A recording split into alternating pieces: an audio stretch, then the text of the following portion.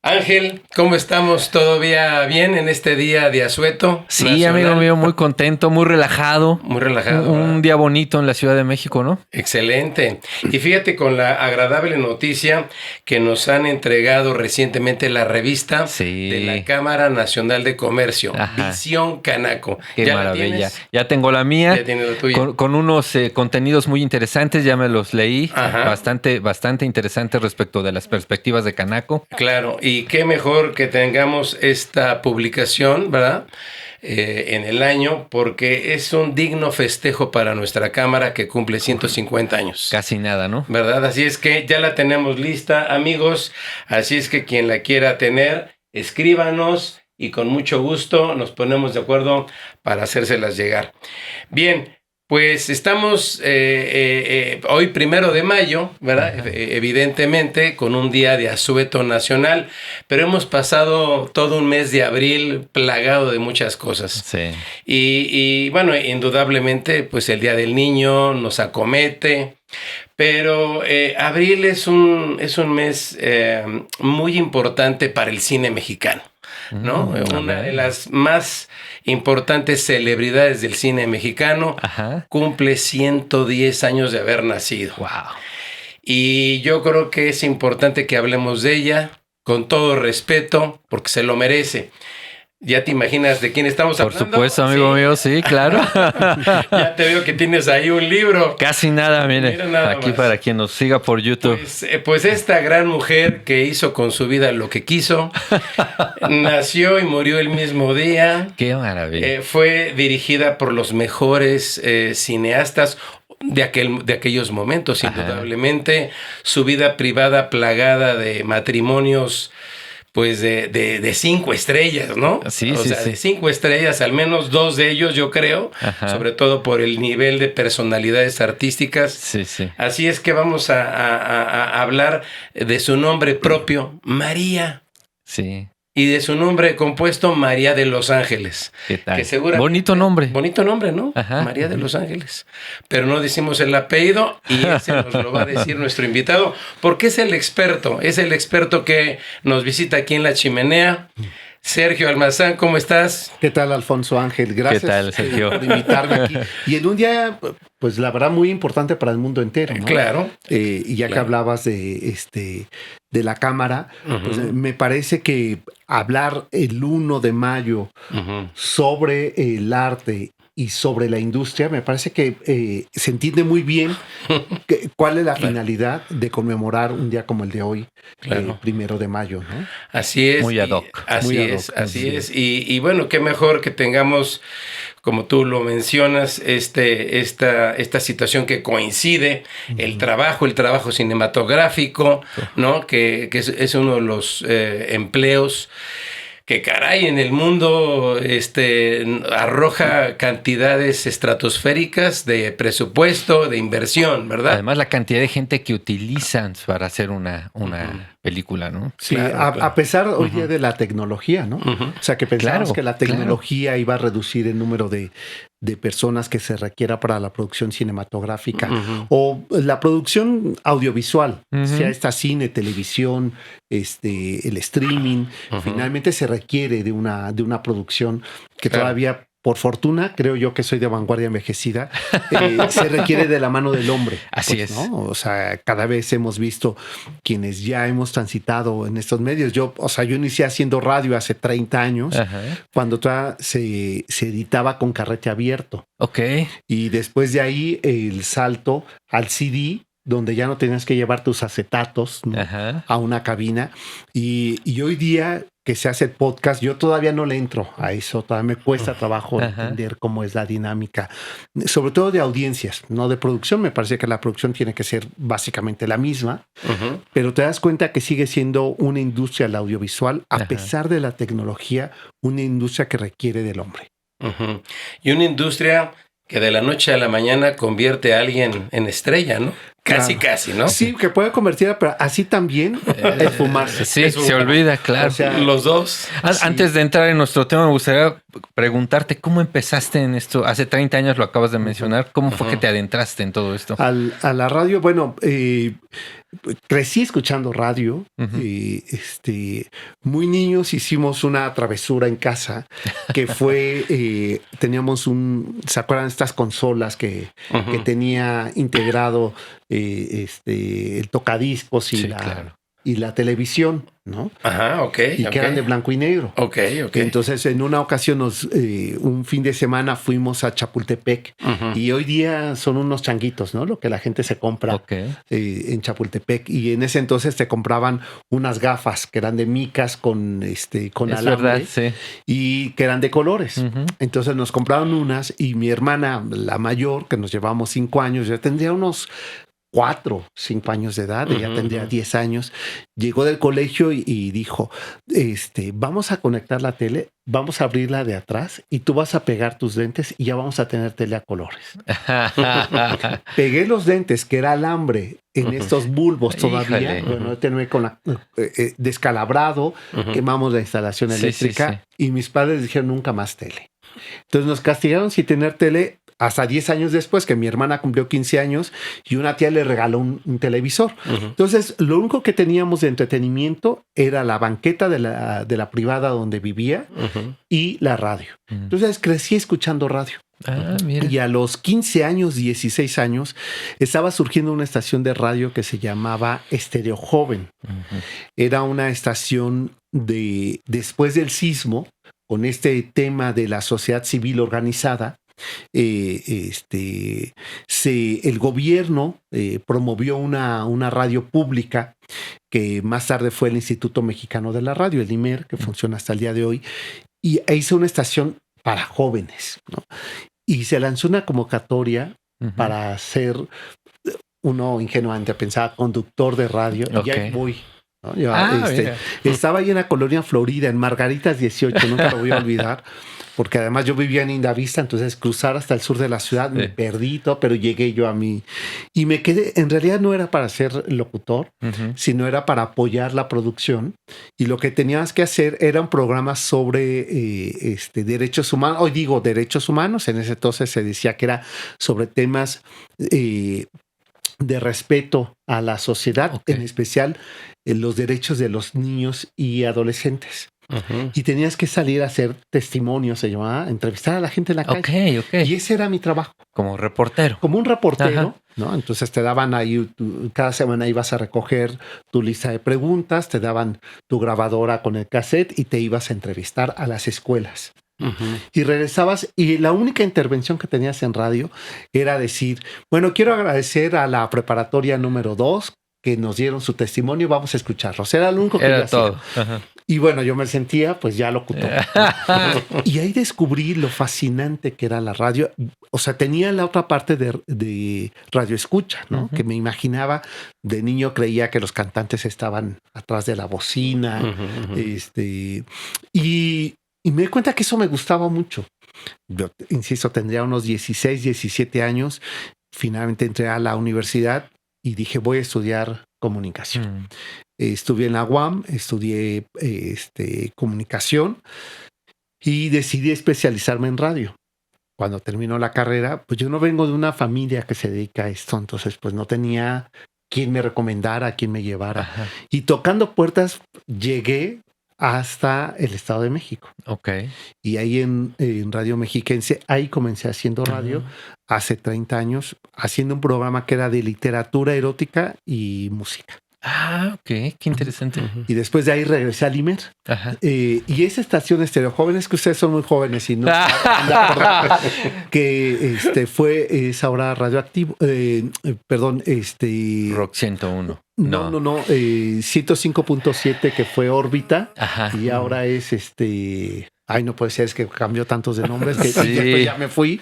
Y bueno, estuve ahí. Después estuve en esta estación de Horizonte, que es la de Horizonte, claro, sí. Me tocó inaugurar esa estación. No me digas. Entonces estuve ahí. Con Montenegro. Exacto, sí. Y después de ahí me llamaron. Esas cosas de un México chiquito, eso ya no te ocurre, o no sé si a lo mejor en nuevas generaciones sí, a mí ya no, pero yo estaba al aire en mi programa y me dice un chico que era mi alumno de la Ibero, que me ayudaba en la asistencia a producción, oye, te habla un señor que quiere hablar contigo. Le dije, no, yo no puedo contestarles, estoy al aire. No, dice que se espera a la pausa musical, ¿no? Okay. Entonces le dije, no, dile que hable después, o dile que quiere, no, que quiere hablar contigo. Entonces ya contesto, y era Pedro Ferriz Secón. ¡Ay! Que quería que me fuera a trabajar con él, que había desaparecido Rock 101, ¿Sí? Iban a ser 98.5, la estación de noticias de la Ciudad de México, y yo hacía en la mañana en el IMER un noticiero de la ciudad. Ajá. Entonces, que quería que me fuera, y yo no le creí, ¿no? O sea, esas cosas no se pasan, claro, ¿no? O sea, ¿quién te va a hablar? Y Ferriz Secón, le dije, sí, mire, no había ni celulares, pues le di el teléfono de mi casa. Al otro día me llamó. O sea, iba en serio. Iba en serio. Vine a una cita, todavía no estaban aquí muy cerca, que estuvieron en el Camino Real. Estaban en Prado Norte. Fui a una entrevista ahí a Prado Norte y me dejaba alternar mi programa de jazz que tenía todos los miércoles en Horizonte. Era el único día que no iba en la noche al Grupo Imagen y me dejó alternar todavía como 5 años así. Entonces la verdad es que ya no me imaginé otro medio, ¿no? Y fue fascinante, aunque fue también muy agotador. O sea, si hoy me preguntan, no volvería a hacer noticieros. Ok. ¿No? O sea, estuve 12 años haciendo noticias y es muy agotador. No se tiene vida. A ver, juegas a que tienes el pulso del país en tus manos. Claro. Pero eso solamente es una ilusión. En realidad es que no es verdad. Y hoy día soy muy feliz haciendo mi programa. 11 años voy a cumplir haciendo un programa pues dedicado a la historia y a medirle el pulso urbano a esta ciudad que me fascina, pues. Sí. ¿No? Bueno, pues experiencia hay, amigo. Claro. Pues son 30 años ya. Y ahora que lo digo, ¿cómo ha pasado el tiempo? Como dicen por ahí, hay que copiar lo bueno. Vamos a copiar lo bueno, a ver qué nos deja Sergio. Si quisiéramos definir a la gran María Félix en una palabra, ¿qué palabra escogerías para definirla a ella? ¿Una sola? ¿Una sola? Si yo te la pongo difícil. Sí, pero sí, una sí, sola sí. Una que sola. nos dijera... Cultura. Cultura. Wow, qué padre, ¿no? Sí. Una mujer de cultura. Una mujer que le dio a México una mirada diferente de la cultura nacional. Ya no era la actriz de trenzas, y no digo que esté mal, quiere decir que ya había terminado esa etapa y que todavía el cine mexicano a nivel internacional lo que se veía era el cine postrevolucionario. Y María se plantó para decir, no voy a hacer la imitación de Dolores del Río, no voy a emular a la indígena mexicana, porque México ya es cosmopolita. Entonces, en el sentido estricto, a lo mejor es la mirada cosmopolita del cine mexicano. A ella le quitamos las trenzas y se le puso el vestido de una mujer de ciudad, de una metrópoli, y ella se encargó de ir decorando, ¿no? Con joyas internacionales, con ademanes, con gestos. Pero con una actitud también, ¿no? Con una actitud que ya no era, insisto, esa forma que a veces me resulta incluso hasta irónica, de la indígena mexicana, ¿no? O sea, lo que hace Rubén de Fuentes, o lo que hace el Indio Fernández cuando retrata en su cine al México profundo, al México de raíces, muchas veces lo que hace es casi una caricatura de lo indígena, ¿no? O sea, ves a una Dolores del Río perfectamente depilada, sin ninguna arruga, con un rebozo de seda maravilloso, el vestido de algodón blanquísimo. Dices, esas no son las indígenas mexicanas. Sí, ¿no? por supuesto. Ni lejanamente. Ni lejanamente, con un Xochimilco maravilloso, en María Candelaria, ¿no? El cerdito que decía que cada que se terminaban las tomas lo volvían a peinar y a bailar. Eso no es, pero bueno, estaba haciendo arte de nuestras tradiciones mexicanas. Y María se niega a hacer eso. Entonces, por eso me parece que es la versión cultural del México postrevolucionario. Oye, ¿y cuándo escuchaste por primera vez su nombre y que en ese momento te haya atraído? Caray, existe María Félix. Qué bueno que aclaras atraído, porque es que seguramente lo había escuchado mucho tiempo antes, pero pues no me resonaba. O sea, había otras figuras cuando yo era niño que íbamos a la casa de los abuelos en Santa María de la Ribera. Ajá. Y tú ya escuchaste esa anécdota que yo siendo niño, mis abuelos tenían una casa tipo porfiriana que tenía un enorme, no tenían cochera, entonces era una enorme barda, que era la fachada, y mi abuela la alquilaba para que la delegación en Sectur, el departamento del Distrito Federal a través de Cultura, hicieron un proyecto en los 70s de llevar cine callejero. Y era en las calles, en las fachadas de la casa se proyectaban las películas. Y la barda de la casa de mi abuela sirvió de telón. Entonces, pues ahí yo veía Tintán, Cantinflas, este cine mexicano. Y yo creo que ahí vi a María Félix, pero era como el cine de señoras, me parecía. Entonces ni me hacía en ese momento no te llamó la atención. Nada.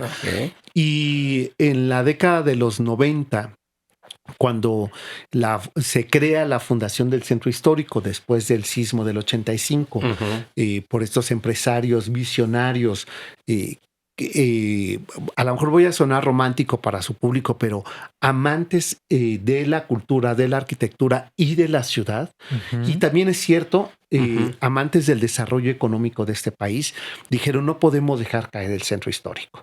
No podemos decir que un sismo ya lo destruyó como en la conquista se destruyó y que ya ni modo. Tenemos que hacer algo. Y Carlos Slim fue promotor de ese proyecto enorme, grande. Convocó a grandes personas que les debemos la historia del centro de la ciudad, como es Eduardo Matos Moctezuma, como es Guillermo Tovar, como es López Austin. Y entre ellos dijo, necesitamos una imagen que a nivel internacional le dé presencia a México y en especial a este centro histórico que en el 88 había sido otorgado el título de Patrimonio de la Humanidad y que lo teníamos ahí abandonado. Entonces, no sé exactamente si fue Rafael Tovar, si fue Carlos Slim, si fue Azcárraga o fue Monsiváis quien propusieron que el rostro fuera María Félix, que era la figura mexicana más internacional. Y le piden que ella sea, se la traen de París y le dicen a Carlos Monsiváis que le acompañe a hacer un recorrido por el centro para que después se haga un documental donde ella cuente los mejores momentos del centro. Y María accede, Carlos accede, y yo había trabajado con Carlos Monsiváis. Ya para ese momento pues éramos más amigos que yo, su empleado, y nos dice, había varias personas ahí, y dice que a los 2 días tiene que acompañar a María Félix a recorrer el centro histórico. Y nos empieza a preguntar, habíamos diferentes edades, ¿dónde la llevaríamos? ¿No? Yo conocía muy poco el centro, aunque mi padre, su despacho había estado ahí en Isabela Católica y 5 de Mayo, que había una farmacia Fénix abajo, ahora hay una taquería, y yo, pues eran como los puntos referenciales que yo tenía, dije yo algunos, y él finalmente Carlos diseñó, pero pues los que estábamos ahí nos apuntamos para acompañarlo y ver y conocer. Y en ese momento yo ya tenía una conciencia más o menos de quién era María, por supuesto negativa, ¿no? Porque era la que desdeñaba a México, la que era muy prepotente. Y no me equivoqué, ¿eh? No. No me equivoqué. O sea, me trató fatal. Fatal, ¿no? O sea, bueno, no me trató. O sea, de entrada no me trató. Estaba en el personaje de María Félix. Personaje. ¿No? Y la gente se le acercaba. Te estoy hablando que era como en 94, 95. Y pues no existían los celulares. Entonces la gente la veía y, ay, espérenme, voy por una cámara. Sí, imagínate, si van a comprar la cámara. Ya, o sea, empezamos en la Alameda y terminábamos en el Zócalo. Y y la iban grabando, ¿no? Se iba filmando porque pues era hacer un documental con todo eso y Carlos le iba contando cosas y la verdad es que algo que desde ese momento me sorprendió de María es que era una mujer que escuchaba mucho, que tenía muy buena memoria. Entonces le explicaba algo y ella a su modo, a su estilo, después lo reproducía para grabar la cápsula. Pero era inmediato, ¿eh? O sea, una habilidad mental. Sí, ¿no? Y tenía ciertas curiosidades. Le preguntaba, oye, ¿por qué hay esas serpientes ahí en Bellas Artes? ¿Por qué están eso? Entonces ya le explicaba y con eso iniciaba, ¿no? Y parecía que ella traía su speech ya armado y se lo acaban de decir, ¿no? Claro. Entonces llegó un momento en que había tanta gente que se le iba juntando a María que le dijo a Carlos, Carlos, oye, a ver, unos de tus tamemes, préstamelo. Para que pues la haga de guarura, ¿no? Sí. O sea, a ver, María medía 1.74, yo mido 1.60. Entonces era muy difícil que yo fuera a hacer su guarura, ¿no? Entonces, pues todos nos empezamos a voltear a ver. Y me dijo, tú, ven. Dice, tú que tienes cara de tameme, que tameme náhuatl es cargador. Sí, cargador. Sí, claro. ¿No? Entonces, pues ya yo fui y quise tomarla del brazo y me dijo, no me toques. Hasta aquí. Estiró el brazo y me dijo, hasta aquí te puedes, es tu distancia. Entonces la acompañé todo el tiempo, me hacía preguntas insulsas, ¿no? Me dijo, por ejemplo, ¿y tú eres novio de Carlos? Dije, no, ¿cómo cree que? Pues haces muy mal, deberías de aprovechar, porque tú eres el tipo de hombre que le gusta. Entonces, ya fue lo único que conversamos, no conversamos más. Y me pareció en ese momento altivamente fascinante, ¿no? Era una mujer que no estaba, o sea, era un tipo de mujer con la que yo nunca había convivido, ¿no? Claro. Las mujeres de mi casa, de mi familia, de mi escuela, de mi entorno, pues eran totalmente distintas a ella. Entonces me pareció fascinante por eso. Fíjate que acabas de mencionar varias cosas. Yo hice varias preguntas a diferentes gentes antes de esta entrevista para preguntarles qué opinas, cuando te dicen María Félix, qué es lo que te viene. Y la mayoría de la gente me dice, pues una persona altiva, pues una persona que te mira desde arriba, ¿no? ¿Cómo fue que te interesó buscar o realizar este libro para ver a María desde otro punto de vista? Ángel, preguntas algo interesante porque, a ver, si lo correcto será decir que, bueno, que después de eso yo quedé enamorado de María y dije, le voy a escribir un libro. Demasiado romántico. Mentiría, no fue así. De eso fue 95, 96, con precisión no tengo la fecha, y pasaría mucho tiempo, 7 años aproximadamente, es decir, en el año en que ella muere, que eso que les comentaba de estar yo con Ferriz de Con, me pide cubrir el funeral de María, me toca cubrirlo, y ahí me di cuenta de dos cosas y no me avergüenzo decirlo, me avergonzaría hoy no haberlo reconocido ni siquiera en ese momento. La dimensión de personaje del que estábamos hablando, que había marcado la segunda mitad del siglo XX y que con esa pedantería, con esa altivez, con ese rechazo que parecía que la gente tenía, al mismo tiempo tenía una enorme fascinación por lo misteriosa que era. Entonces su funeral fue multitudinario. A mí fue la primera vez en que yo vi esa respuesta pública masiva a la muerte de un personaje de la vida artística de México, ¿no? ¿Te tocó ir a la casa de Hegel? Me tocó ir a la casa de Hegel y exactamente no estuve en la casa. Detrás de la casa había un edificio. Ok. Y Ferriz de Con tenía un amigo que vivía en ese edificio y yo transmití desde la habitación que daba hacia el patio de María para ver lo que ocurría ahí, ¿no? Eso me enseñó dos cosas.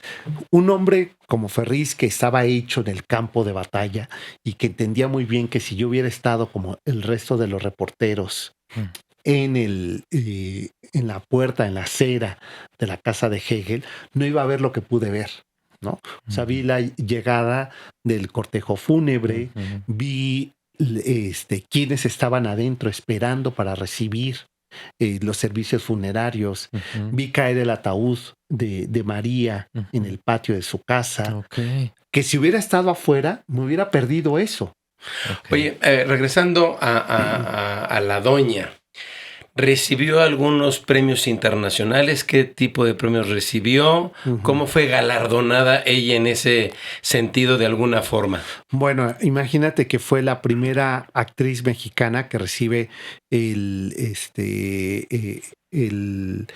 Globo de Oro a nivel internacional, pero también recibe el Oso de Berlín Okay. Que aquí hago una acotación. María recibe el Oso de Berlín, que es la primera actriz en América Latina que lo recibe por la película Tizoc. Okay. En realidad era para Pedro Infante, pero Pedro Infante ya se había matado. Ajá. Entonces decide la academia, ¿no? El jurado, que se lo otorgan a ella, que era como la segunda en Claro, la lista, la ¿no? coprotagonista. Porque era, exacto, finalmente eran ellos dos y ella lo recibe y es la primera actriz en América Latina, la primera actriz mexicana que lo recibe, ¿no? Arieles, todos los que quieras, ¿no?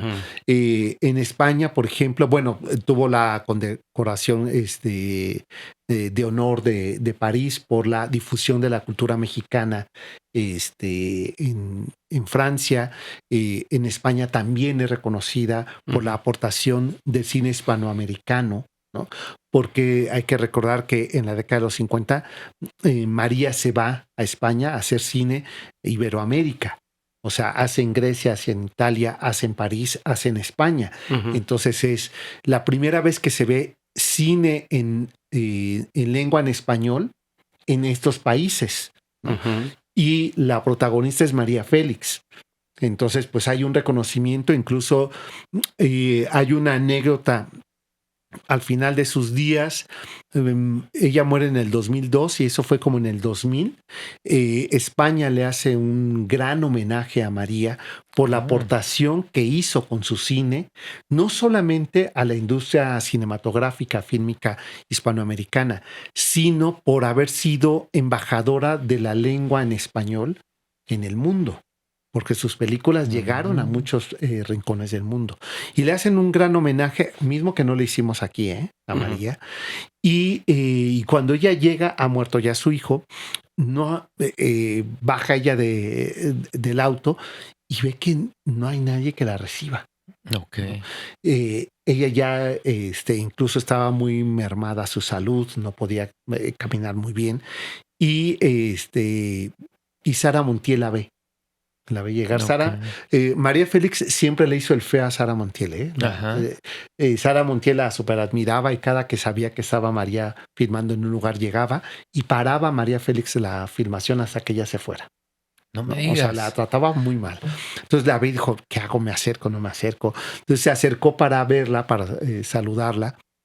Le dijo, María, ¿cómo estás? Debes estar feliz. ¿Qué tal? Me dijo, pues no. Le dijo, porque ya no soy ni madre. ¿Esto qué más da?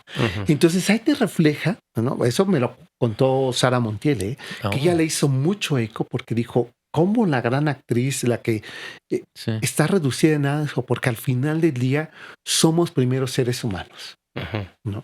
Y eso a mí me parece que retrataba mucho también la fragilidad humana de María Félix. Entonces sí, fue una actriz muy reconocida, pero lo que siempre ocurre, nadie es profeta en su propia tierra, ¿no? Sí. Entonces María me parece que tenía esta dualidad amor-odio, ¿no? Yo todavía me cuesta trabajo, hay gente. ¿Y eso fue lo que te hizo decidirte a escribir acerca del ser humano? Sí, sobre todo porque, a ver, me tardé muchos años haciendo este libro, 10 años, es decir, que llevo 20 años teniendo a María en mi pensamiento, ¿no? Sí. Entonces, 10 años me llevé escribiendo y ya casi al final de la escritura, que originalmente iba a ser una biografía, me di cuenta que lo que yo estaba contando ya estaba contado, ¿no? María había dictado sus memorias, se le habían hecho la infinidad de reportajes que ustedes quieran en todas las lenguas que ustedes quieran. En Grecia, en Tailandia, en Estados Unidos, en España, en Italia, en Francia, en todas partes había cosas de María, ¿no? Entonces decidí que mejor hablaba de la persona, que era un terrible atrevimiento de mi parte, porque finalmente ni era mi amiga, yo no fui su confesor, no tuve a nadie cercano que dijera, no, mira, María tenía eso, pero había muchos elementos que me ayudaban a poderla construir desde el lado humano. Y ese reto quise asumirlo también considerando, recuerdo que un día yo me siento con mi editor en Planeta y le digo, ¿sabes qué? Se me está ocurriendo esto, ¿no? Eso que les estoy comentando. Y me dijo, sí sabes lo que esto implica, que la gente rechace el libro. Claro. que la gente te acuse. Sí, déjeme, estoy dispuesto a jugármela, ¿no? Pero no quiero hacer una caricatura de lo que ella ya contó, ¿no? Ujú. ¿Para qué? No sirve de nada, ¿no? Ya no voy a aportar nada, ¿no? Ujú. Y me parece que tenemos que regresarle lo humano a María. Y bueno, hasta ahí sí ha tenido retractores esta novela, ¿no? Los más seguidores me han dicho, así no hablaba María. Y pues yo lo que digo es, claro, porque la María que tú tienes es el personaje. Ajá. Y a mí me interesan las personas, ¿no? Porque además, ¿a cuántos le pudo haber mostrado el lado humano? Sí, a ver, su círculo cercano, ¿no? Ujú. Que era muy chiquito, Ernesto Alonso, la Moctezuma, la propia Dolores del Río, que siempre se les construyó el mito mediático de son enemigas, no se pueden ver, eran íntimas, ¿no?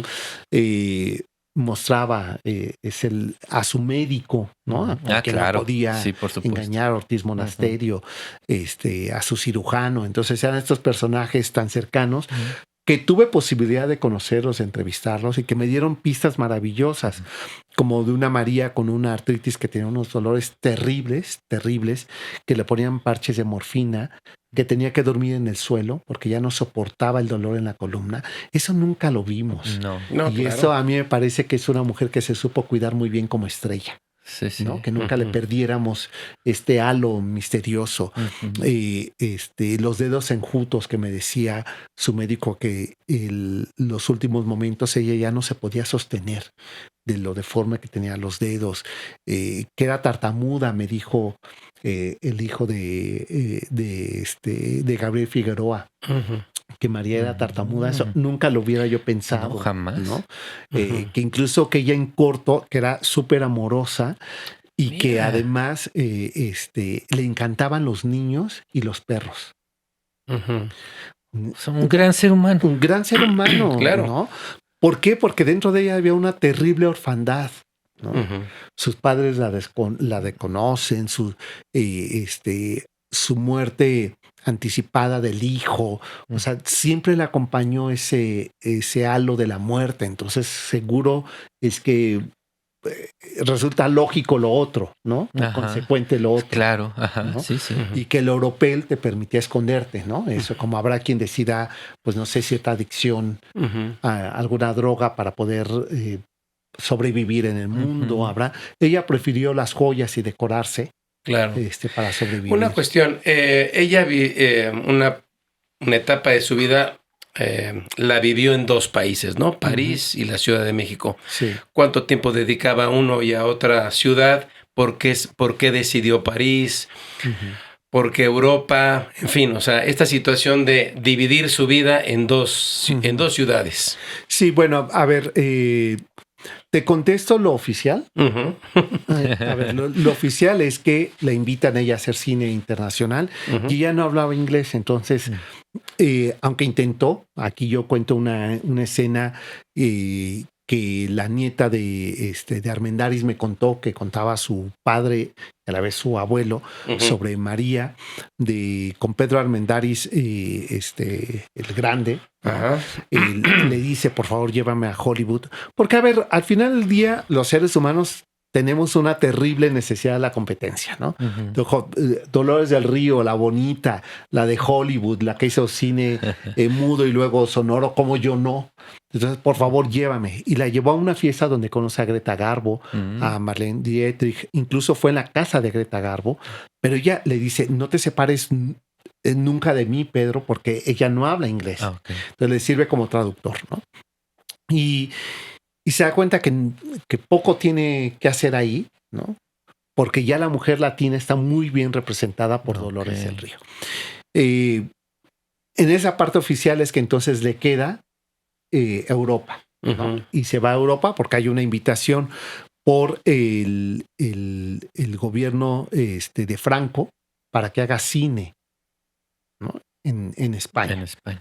Y se va. Esa es la parte oficial. La parte real es que María tiene que aprovechar esa oportunidad. Incluso eso sí no lo pude comprobar, pero hay quien me decía que no fue exactamente una imitación de Franco, ni de su cuñado, Cesario Rodríguez, que es quien viene a invitarla a ella, sino es una petición indirecta que hace Miguel Alemán. Miguel Alemán pide a España que la apoyen para sacarla del país porque pues se rumoraba una relación amorosa entre María y el presidente. Ah, ¿en serio? Y a grado tal de que Beatriz, la esposa de Miguel Alemán, la amenazó un día con una pistola y ella se tuvo que ir del país. Entonces se va a España, que es donde a ella habla la misma lengua y le permite estar allá, ¿no? Y finalmente pues se enamora también de un personaje francés, ¿no? Y su relación con Alex Berger, un empresario muy importante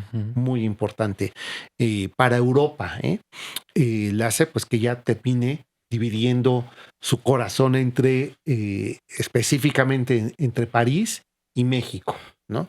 Ya después de la salida de la presidencia de Miguel Alemán, ella viene con mayor frecuencia aquí, pero al final del día su vida de pareja estaba en París. Entonces por eso decide que pasaba la mitad del año. El invierno lo pasaba aquí y el verano lo pasaba allá. Digamos el invierno europeo, sí, ¿no? Que aquí era mucho mejor, claro, lo pasaba y aprovechaba para hacer cine. ¿no? Además, entonces, y ya a partir de 1971, cuando ella deja de hacer cine, yo siempre digo, para construir su mito, ¿no? A lo que se dedica en realidad es a alimentar su personaje, ¿no? Y lo hace muy bien, lo logra hacer muy bien. Sergio, que nos platica sobre este magnífico libro, Acuérdate, María. Qué interesante todo lo que nos conversas. Y fíjate que en algún momento determinado, en este segmento, nos gusta hablar un poco del arte, ¿no? Y el arte vinculado a María Félix, pues es indudable, ¿no? No se puede entender la historia del arte mexicano, sobre todo de la segunda mitad del siglo XX, sin la presencia de María. Sí. O sea, pintores, músicos, fotógrafos, cineastas, diseñadores de ropa, diseñadores de joyas. Cayeron seducidos ante lo que Monsiváis llamaba la enorme presencia fílmica, ¿no? Que era María. Entonces, pues sí, no se entiende a Leonora Carrington, no se entiende a Diego Rivera, sin el trabajo plástico que hicieron con María. ¿Qué pinturas se sabe ella tiene, ya sea por un lado de su colección, ¿verdad?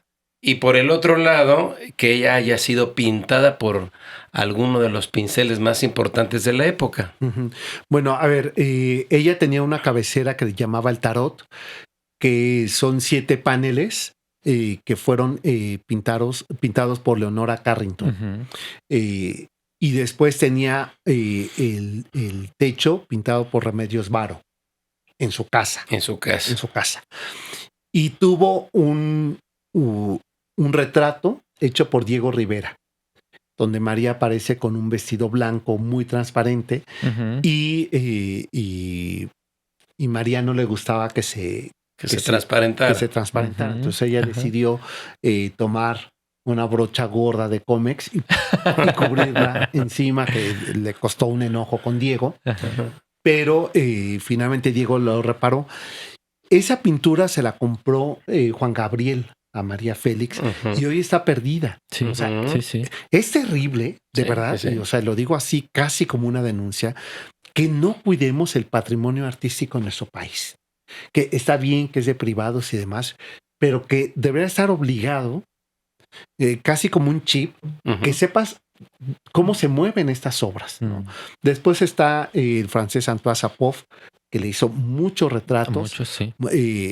Pintada como Jackie, pintada como Tehuana, que también están esparcidos.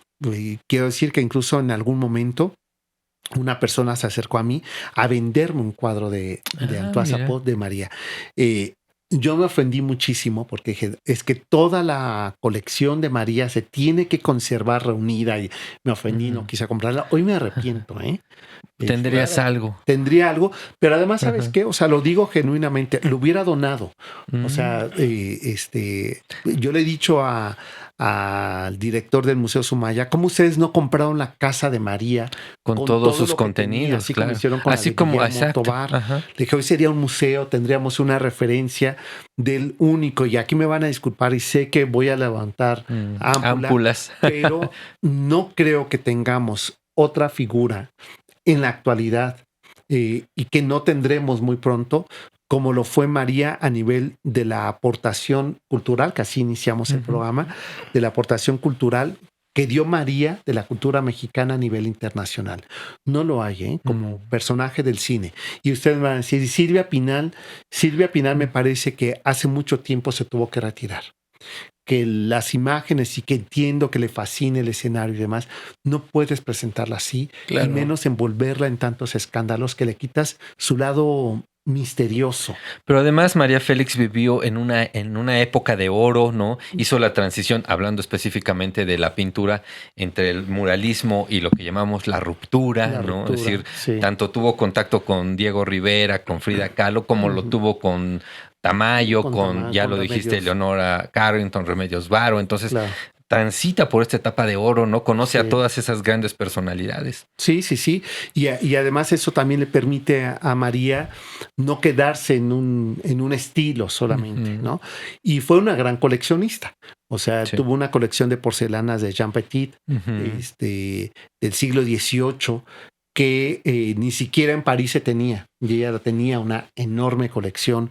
Los diseños de sus joyas de la casa Cartier, que hoy día, por fortuna, tanto María como Cartier se pusieron muy listas, y Cartier se acercó con ella en el año 2000 para decirle que se las compraba.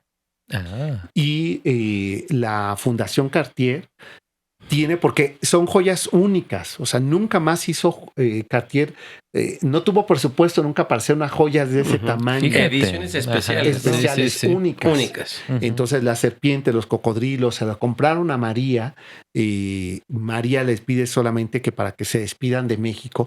Por eso siempre esa idea de, no quería México y demás. De verdad tenía mucho amor, y sobre todo por la Ciudad de México. Pide que se haga una exposición de sus joyas en Bellas Artes. Donde concluía esa presentación con una cena donde Salma Hayek compró la mesa principal para estar sentada con María. Entonces, cuando llegaron a la mesa, María preguntó que quién era ella. Y dijeron, fue la que compró la mesa. A mí pásame 2 mesas más atrás. No se quiso sentar con Salma. ¡Qué barbaridad! No. Entonces, esa era María. Y Salma sí compró algunas joyas menores que se vendieron igual que Thalía. Como también una pintura, un retrato que le hizo Best a Adolfo Best Mugar. A María. Y lo tiene Thalía. Entonces, o sea, vamos, que digamos, la generación de la ruptura la pintan todas. Sí. Pero también los grandes escritores. Octavio Paz hace un texto maravilloso de María para un libro que publicó su hijo Enrique Álvarez Félix sobre fotografías de María, y el texto introductorio lo escribe Octavio Paz. Carlos Fuentes le escribe 2, una novela y una obra de teatro.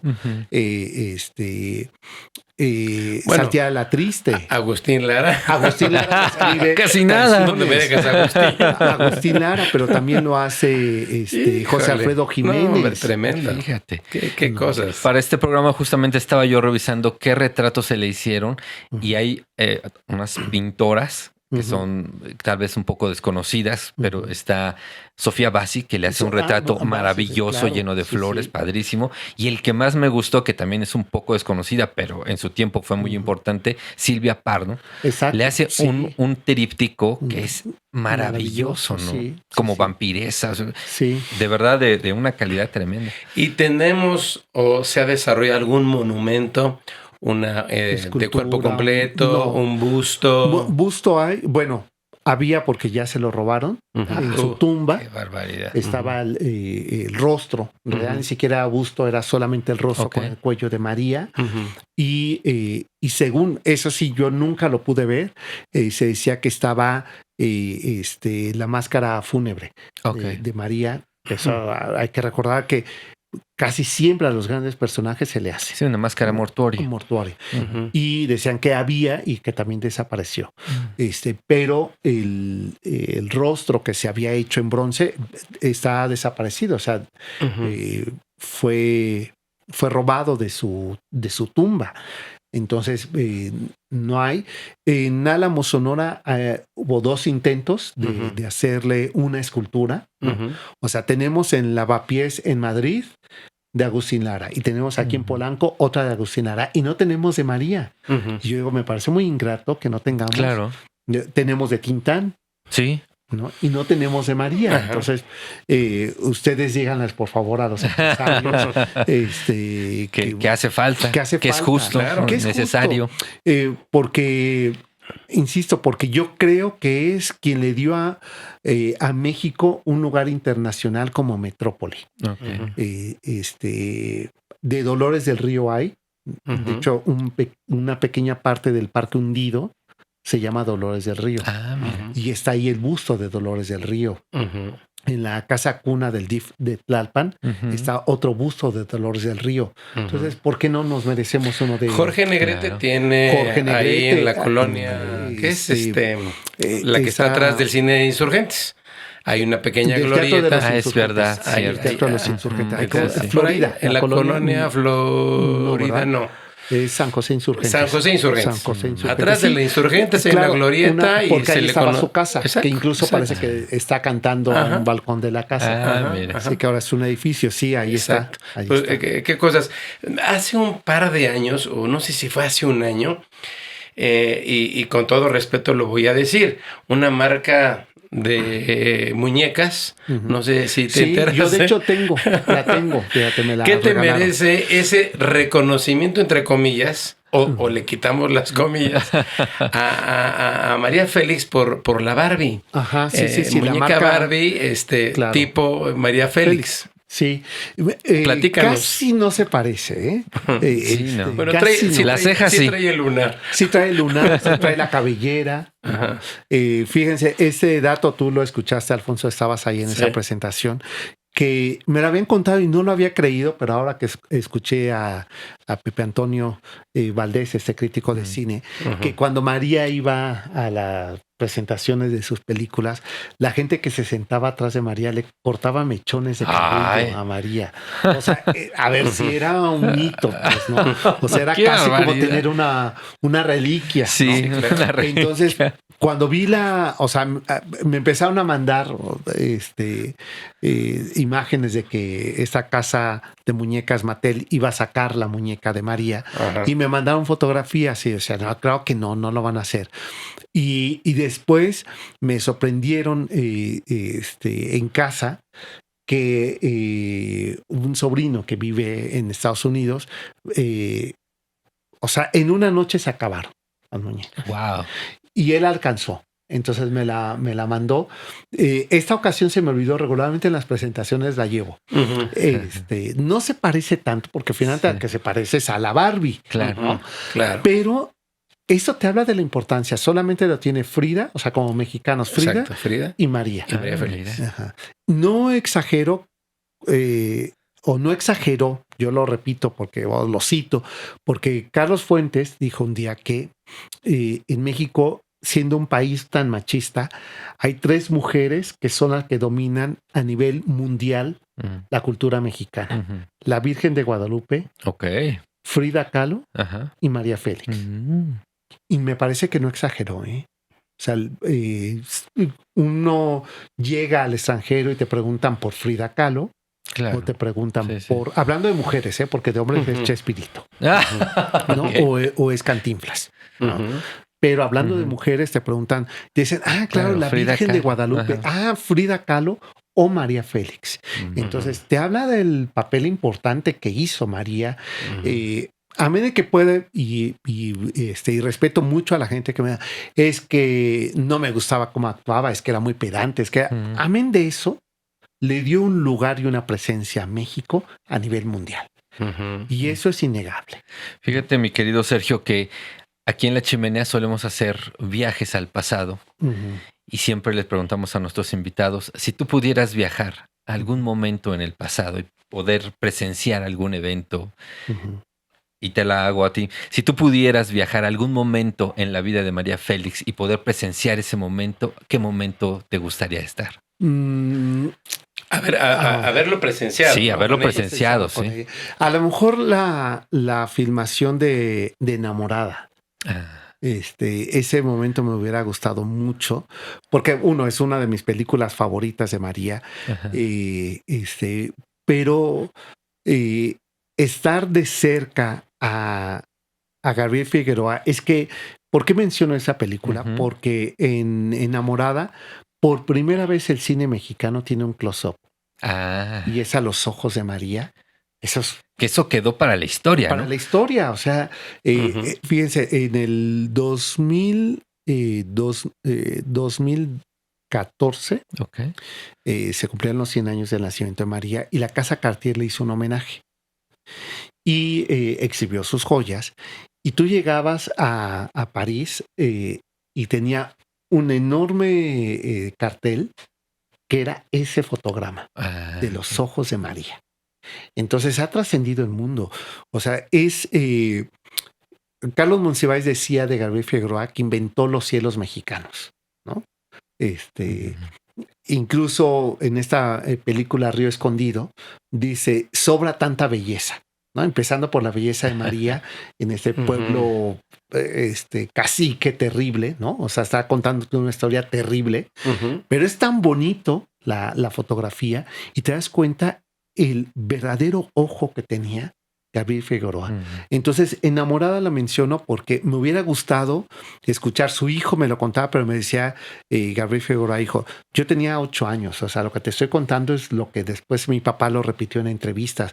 Yo no me acuerdo y conste que mi papá me llevaba, pero de decirle, María, que se quedara 5 minutos, fije, que solamente pudiera parpadear, incluso esa toma que nosotros conocemos de que se cierran los ojos, se vuelven a abrir, fue un error de María. María no tenía que cerrar los ojos y parpadeó. Y ya cuando él lo vio, porque no era de que pudiera revisarlo de inmediato, claro. dijo, esto es oro. Aquí es. Entonces eso, ves la pulcritud que tiene el grano de la película, la luz, la sombra, el propio maquillaje de María, la belleza de los ojos, lo que te transmite.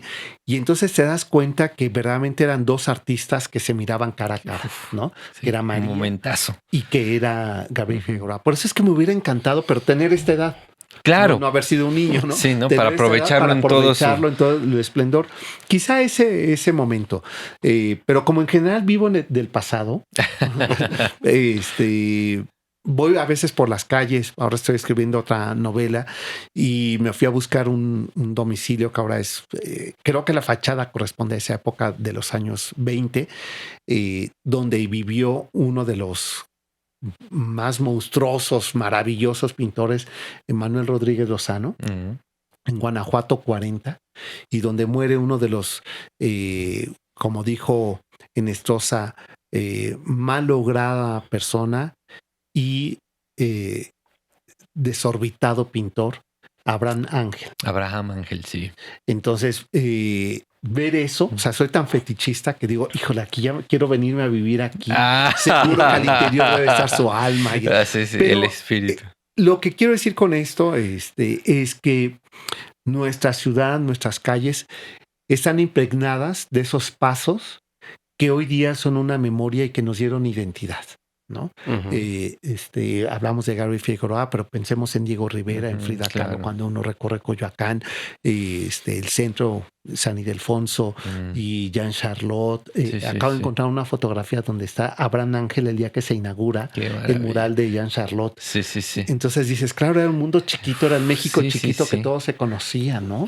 Que todos eran guetos. Entonces, eso me parece que tenemos que recuperarlo a nivel de la narrativa, porque nos permitirá respetar más nuestra cultura, nuestras calles y nuestros personajes, que son esto, porque son nuestros, que le dieron un lugar a México. Claro.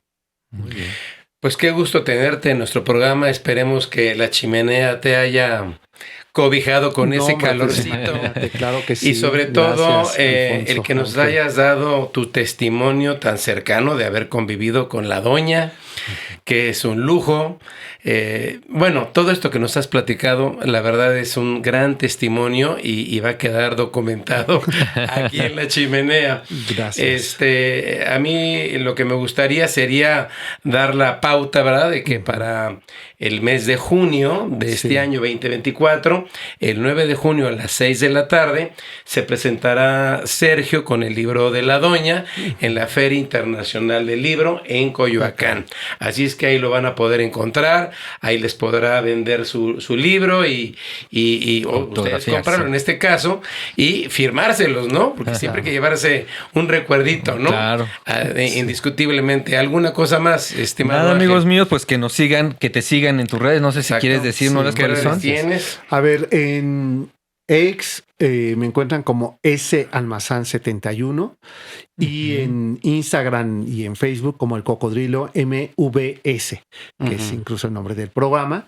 Y también pues síganme en el podcast del Cocodrilo o en radio jueves 10 de la noche y sábados 4 de la tarde por el 102.5, que es un programa sobre historia de la ciudad donde siempre caben los personajes. Claro, sí. Donde siempre hablamos de eso, de cómo hemos construido esta ciudad y hemos resistido a esta ciudad a su desaparición.